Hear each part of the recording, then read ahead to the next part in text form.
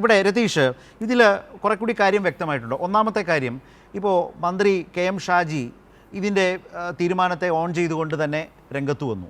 പക്ഷേ അദ്ദേഹത്തിൻ്റെ തീരുമാനം തെറ്റായിപ്പോയി എന്ന നിലയിൽ ഈ വ്യക്തിയുടെ രാഷ്ട്രീയ സാമൂഹ്യ പശ്ചാത്തലത്തെ സംബന്ധിച്ച, സംഘ്പരിവാർ അഭിനിവേശത്തെ സംബന്ധിച്ച, ആ പക്ഷപാതിത്വത്തെ സംബന്ധിച്ചൊക്കെയുള്ള കാര്യങ്ങളാണ് ഇവിടെ ഇദ്ദേഹം നിയാസ് ഉന്നയിച്ചത്.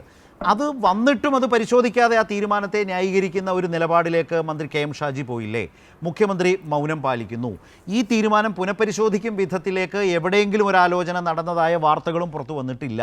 ഇതാണ് ഇതിൻ്റെ ഒരു പരിസരം നിൽക്കുന്നത്. അപ്പോൾ ഒരു പ്രധാനപ്പെട്ട ചോദ്യം, മുഖ്യമന്ത്രി എന്ന നിലയിൽ VD സതീശൻ എടുത്ത തീരുമാനം, ആ ശുപാർശ പിൻവലിക്കുമോ എന്നുള്ളതാണ്. അത് അദ്ദേഹത്തിൻ്റെ ശൈലിയുമായി കൂടി ബന്ധപ്പെട്ട് നിൽക്കുന്ന ഒരു കാര്യമാണ്. ചില കാര്യങ്ങളിൽ അദ്ദേഹം എടുക്കുന്ന കടുംപിടുത്തം എന്ന പ്രശ്നം ഈ വിഷയത്തിൽ സംഭവിക്കാനിടയുണ്ട്. ഉദാഹരണത്തിന്, ഇപ്പോൾ ഞാൻ ഈ കഴിഞ്ഞ ദിവസം അദ്ദേഹത്തിൻ്റെ ശൈലിയുമായി ബന്ധപ്പെട്ട് കുട്ടനാട്ടിലെ MLAക്ക് ഉണ്ടായ വലിയൊരു അപമാനമുണ്ട്. അത് നമ്മൾ കണ്ടതാണ്. അതേക്കുറിച്ച് രതീഷിൻ്റെ ഒരു വീഡിയോ ഞാൻ കാണുകയുണ്ടായി. ഒരു നാരങ്ങാമിഠായി കഥ പറഞ്ഞുകൊണ്ടാണ് അതേക്കുറിച്ച് പറയുന്നത്. ഞാൻ അതുകൊണ്ടാണ് മുഖ്യമന്ത്രിയുടെ ശൈലിയുമായി ബന്ധപ്പെട്ട് കൂടി താങ്കളോട് ചോദിച്ചത്.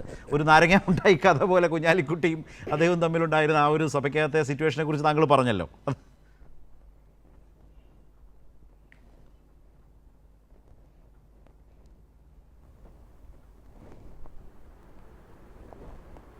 രതീഷ്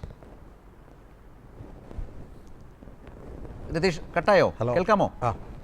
മുഖ്യമന്ത്രിയുടെ ശൈലിയുമായി ബന്ധപ്പെട്ട് കേട്ടില്ല. അതായത് അതെ, ഈ വിഷയത്തിന്റെ പരിഹാരം എന്നുള്ളത് തെറ്റ് സംഭവിച്ചിട്ടുണ്ടെങ്കിൽ തിരുത്തുമ്പോൾ അത് മുഖ്യമന്ത്രിയുടെ ശൈലിയുമായി കണക്ട് ചെയ്ത് ആലോചിക്കേണ്ടി വരില്ലേ?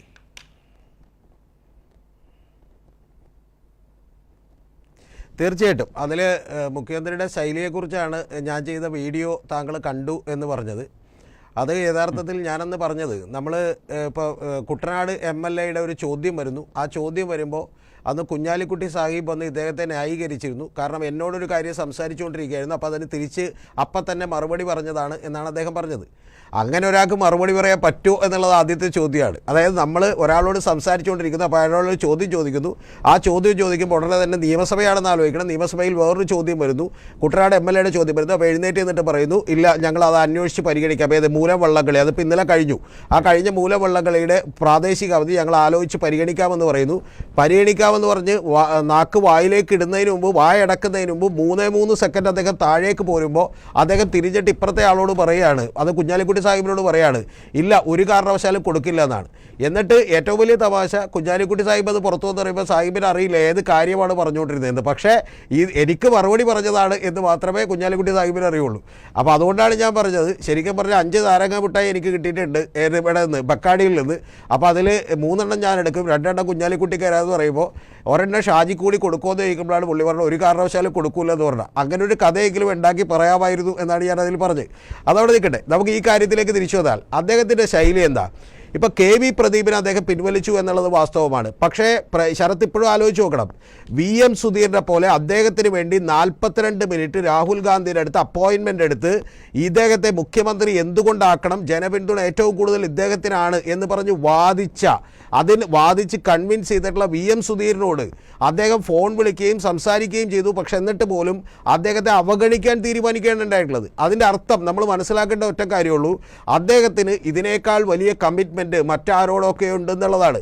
ഈ കാര്യത്തിലും, ഈ ശേഷാദ്രിനാഥൻ്റെ കാര്യത്തിലും ഞാൻ വിചാരിക്കുന്നത്, ഞാൻ വിശ്വസിക്കുന്ന ഒരു കാര്യം, ഞാൻ ഇന്ന് കണ്ടിട്ടുള്ള ഒരു കാര്യം എന്ന് പറയുന്നത്, PM നിയാസ് അടക്കം അദ്ദേഹം തിരുവനന്തപുരത്തുണ്ട്. എനിക്ക് തോന്നുന്നു അദ്ദേഹം ഇന്ന് ഒറ്റ തിരുവനന്തപുരത്തുണ്ട്. അപ്പോൾ അദ്ദേഹത്തോട് വളരെ ഫ്രീ ആയി പെരുമാറാൻ കഴിയുന്ന ഒരാളാണ് മുഖ്യമന്ത്രി. ഒരു 5 മിനിറ്റ് എടുത്തോ 3 മിനിറ്റ് എടുത്തോ ഷാജിക്കോ അല്ലെങ്കിൽ മുഖ്യമന്ത്രിക്കോ വിളിച്ചൊന്ന് സംസാരിച്ചുകൊണ്ട് ഇത് ഇന്നതാണ് ഇതിൻ്റെ കാര്യം, അല്ലാതെ നിയാസ് ഉദ്ദേശിക്കുന്ന പോലെ ഒന്നുമില്ല എന്ന് പറഞ്ഞുകൊണ്ട് ഒരു കാര്യം സംസാരിക്കാൻ പോലും അവർ തയ്യാറാകുന്നില്ല എന്നുള്ളത് പോട്ടെ, പൊതുസമൂഹത്തിൻ്റെ മുമ്പിലേക്ക് ഇത്തരത്തിലുള്ള ഒരു പ്രശ്നം വന്നിട്ട് ഇപ്പോൾ 72 മണിക്കൂറുകൾ കഴിഞ്ഞിട്ട് പോലും പൊതുസമൂഹത്തിന് മുമ്പിൽ ഒരു ക്ലാരിഫിക്കേഷൻ നൽകുന്നില്ല. ഈ ക്ലാരിഫിക്കേഷൻ നൽകാതിരിക്കുമ്പോൾ എന്താണ് സംഭവിക്കുക? ഇപ്പോൾ ഇന്ന് ഞാൻ മറ്റ് ചില മാധ്യമങ്ങളിലുള്ള ചർച്ചകളൊക്കെ കണ്ടിരുന്നു. ആ ചർച്ചകളിലൊക്കെ പറയുന്ന ഒരു കാര്യം എന്താണെന്നറിയാമോ?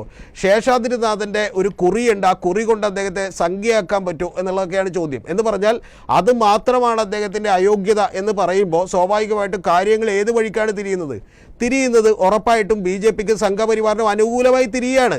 അപ്പോൾ അങ്ങനെ തിരിയാൻ വേണ്ടി കേരള രാഷ്ട്രീയത്തെ 72 മണിക്കൂർ വിട്ടുകൊടുത്തുകൊണ്ട് KPCCയും അതുപോലെ തന്നെ മുഖ്യമന്ത്രിയും എന്തിന് കാത്തിരിക്കണം? അതൊരു കാര്യം കൂടി ആലോചിക്കണം. ഈ KPCC മുഖ്യമന്ത്രി കാത്തിരിക്കുമ്പോൾ ഈ മുഖ്യമന്ത്രി ആകാൻ വേണ്ടിയിട്ട് ഞാൻ മനസ്സിലാക്കുന്നിടത്തോളം, ഇല്ലെങ്കിൽ തെറ്റുണ്ടെങ്കിൽ തിരുത്തിക്കോട്ടെ, ഞാൻ മനസ്സിലാക്കുന്നിടത്തോളം കഴിഞ്ഞ ഇലക്ഷനിൽ ഏതാണ്ട് 25-30 ദിവസവും KPCC വാർ റൂമിൻ്റെ ചുമതലയുണ്ടായിരുന്ന, അതിനുവേണ്ടി രാവും പകലുമില്ലാതെ പ്രവർത്തിച്ച ഒരാളുടെ പേരാണ് നിയാസ് എന്ന് പറയുന്നത്.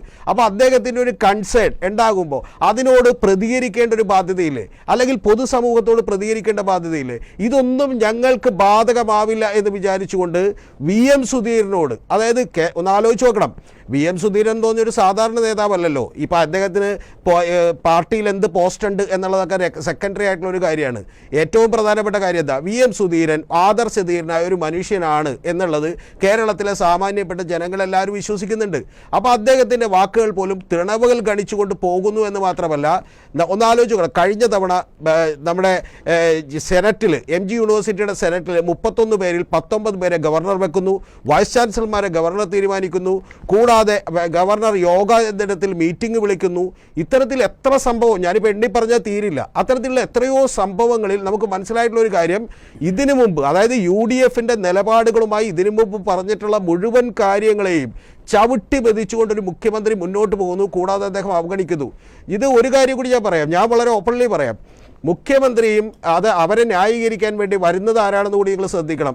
ഒറ്റ ആളുകളാണ്, അത് മുസ്ലിം ലീഗ് മാത്രമാണ്. ഇപ്പോൾ കുഞ്ഞാലിക്കുട്ടി സാഹിബ് വന്നിട്ടുണ്ട്, KM ഷാജി വന്നിട്ടുണ്ട്, അല്ലെങ്കിൽ ഷംസുദ്ദീൻ വന്നിട്ടുണ്ട്, ഇത്തരത്തിലുള്ള ആളുകൾ വന്നിട്ടുണ്ട്. കോൺഗ്രസിൽ നിന്ന് ഒരു മന്ത്രിയും വന്നിട്ടില്ല, ഒരാളും വന്നിട്ടില്ല. ഞാൻ വിചാരിക്കുന്നൊരു കാര്യം, കോൺഗ്രസിൽ നിന്ന് കൂടുതൽ സപ്പോർട്ട് യഥാർത്ഥത്തിൽ PM നിയാസിനാണെന്നാണ്. ഇനി ഒരു കാര്യം കൂടി പറഞ്ഞ് ഞാൻ അവസാനിപ്പിക്കാം. ഈ VM സുധീരനെതിരെ അദ്ദേഹത്തിൻ്റെ ചരിത്രത്തിൽ ഒരിക്കലും ഇല്ലാത്ത വിധം വലിയ തോതിലുള്ള സോഷ്യൽ മീഡിയ അറ്റാക്ക് ഉണ്ടായിരുന്നു. എന്ന് പറഞ്ഞാൽ ഈ കഴിഞ്ഞ മുഖ്യമന്ത്രിക്കെതിരെ വലിയ ആരോപണങ്ങൾ ഉന്നയിച്ചപ്പോൾ ഇനി PM നിയാസിനെതിരെയും അത് തുടങ്ങിയിട്ടുണ്ട് എന്നുള്ളത് ഇന്നിപ്പോൾ ഒരു DCC സെക്രട്ടറി പോസ്റ്റുമായിട്ട് എത്തിയിട്ടുണ്ട്. ആ പോസ്റ്റിൽ പറയുന്ന കാര്യം എന്ന് പറയുന്നത് അദ്ദേഹം ഒരു സീറ്റിൽ മത്സരിച്ച് പരാജയപ്പെട്ടതാണ്. എനിക്കതിൻ്റെ വ്യക്തമായ ഡീറ്റെയിൽസ് എല്ലാം അറിയാം, ഞാനിപ്പോൾ അതോടെ പറയുന്നില്ല. PM നിയാസിൻ്റെ കുഴപ്പം കൊണ്ടല്ല അവിടെ പരാജയപ്പെട്ടത്, പക്ഷേ അവിടെ BJP ആണ് ജയിച്ചത്. അതെല്ലാം പറഞ്ഞുകൊണ്ട് അതെല്ലാം അദ്ദേഹത്തിൻ്റെ സ്വാർത്ഥതയാണെന്ന് പറഞ്ഞുകൊണ്ടുള്ള ചില കാര്യങ്ങളാണ് അതിനകത്ത് എഴുതിയിട്ടുള്ളത്. ഇനി ഞാൻ വിചാരിക്കുന്ന ഒരു കാര്യം, അടുത്ത 1-2 ദിവസങ്ങൾ കഴിയുമ്പോൾ ഈ അറ്റാക്ക്, സോഷ്യൽ മീഡിയ അറ്റാക്ക് വളരെയധികം കൂടുകയും PM നിയാസിനെതിരെ ഈ പറഞ്ഞ ഇതുവരെയുള്ള അദ്ദേഹം തോറ്റതും ജയിച്ചതുമായിട്ടുള്ള തെരഞ്ഞെടുപ്പുകൾ എല്ലായിടത്തും പറയുകയും ചെയ്യും. എന്ന് പറഞ്ഞാൽ ഇതാണോ നിങ്ങൾ പറഞ്ഞ സഹിഷ്ണുത കോൺഗ്രസ്? ഇതാണോ VD സതീശൻ പറഞ്ഞ ഞങ്ങൾ എല്ലാവരെയും കേൾക്കും, ആരെയും കേൾക്കും, എന്നിട്ട് മറുപടി പറയുമെന്ന് പറഞ്ഞ കാര്യം ഇതാണോ? ശരി. അപ്പോൾ ഇത്തരത്തിൽ യഥാർത്ഥത്തിൽ ഒട്ടും ജെനുവിനല്ലാത്ത, നേരത്തെ പറഞ്ഞ പോലെ ഒരു കഥ പോലും കൃത്യമായി ഉണ്ടാക്കി പറയാൻ കഴിയാത്ത ഒരു സമീപനമാണ് ഈ മുഖ്യമന്ത്രി സ്വീകരിക്കുന്നത്. ഒന്ന് ആലോചിച്ച് നോക്കണം ശരത്ത്, ഒരു ഗവൺമെൻറ്റും ഇല്ലാത്ത വിധം കേവലം ഇപ്പം തുറന്നു പറഞ്ഞിട്ടുണ്ടെങ്കിൽ 2014 നരേന്ദ്രമോദി പ്രധാനമന്ത്രിയായപ്പോൾ പോലും 35 ദിവസം കഴിഞ്ഞപ്പോൾ ഇത്രയും പേര് വന്നില്ല, ഇത്ര പ്രശ്നങ്ങളുണ്ടായില്ല. പക്ഷേ ഇത് VD സതീശൻ എന്ന് പറയുന്ന ഒരു മുഖ്യമന്ത്രി അധികാരത്തിൽ വന്ന് 38ാമത്തെ ദിവസമാകുമ്പോഴേക്കും എന്ന് പറഞ്ഞിട്ടുണ്ടെങ്കിൽ അദ്ദേഹത്തിൻ്റെ പാർട്ടിക്കകത്തുള്ള ആളുകളെ കൺവിൻസ് ചെയ്യാൻ കഴിയുന്നില്ല. ഇപ്പോഴും ഇവിടെ PM നിയാസ് പറഞ്ഞൊരു വാചകമുണ്ട്, എൻ്റെ ഭാഗത്ത് തെറ്റുണ്ടെങ്കിൽ അതൊന്ന് പറഞ്ഞ് മനസ്സിലാക്കി തരുമെന്നാണ് അദ്ദേഹം പറയുന്നത്. ഓക്കെ.